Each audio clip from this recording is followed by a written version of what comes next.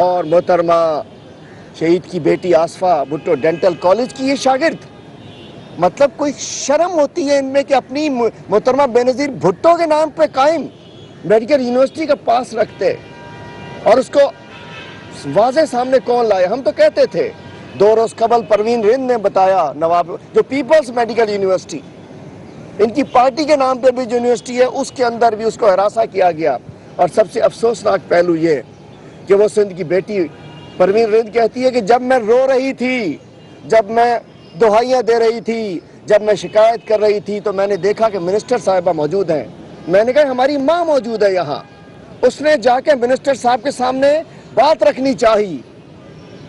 उन्होंने सर पे हाथ तक नहीं रखा, सुनने की कोशिश नहीं की, क्योंकि इनके कमाऊ पूत, इनको भत्ते देने वाले लोग इन यूनिवर्सिटीज में वाइस चांसलर लगे हुए हैं। वो अनीला अताउर रहमान एक करप्ट खातून, एक माजरत के साथ खातून है। मैं कहना चाहता हूं कोई लीगल जुमला बता दीजिए ताकि केस ना बने। मतलब इखलाक से गिरी हुई खातून, जिसकी यूनिवर्सिटी में हमें बताया जाता है कि बच्चियों के साथ वहां क्या कुछ हो रहा है। लाड़काना में बिलावल जरदारी, तुम घूम पर रहे हो लाहौर में, तुम्हारे लाड़काना में जुल्फकार अली भुट्टो के लाड़काना में, बेनज़ीर भुट्टो के लाड़काना में मासूम बच्चियों की इज्जत को तार तार किया जा रहा है।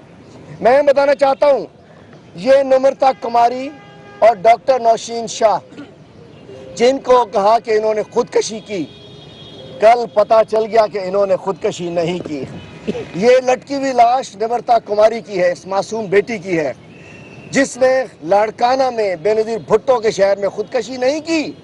इसके घर वाले भी यही कहते थे खुदकशी नहीं की। इसको मारा गया, कत्ल किया गया, और जो कल की रिपोर्ट आई है उसको छुपा रही है। और उसके बाद मैं बताता चलूं कि ये हमारी बेटी, ये परवीन रिंद, ये सिंध की बेटी नंगे पैर जमीन पर बैठी है और तुम्हारी गैरत नहीं जाग रही है। बिलावल जरदारी, तुम्हारी गैरत को लगता है कोई सोने चली गई है। एक सिंध की बेटी है, जमीन पर बैठी क्या कह रही है कि हमें कत्ल करके हमारी लाशें टांग दी जाती हैं।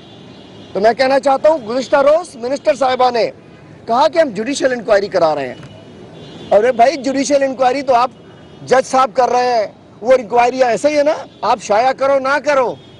सिंध असेंबली में करारदाद नहीं लाने दी जहां डिस्कस करना चाह रहे थे।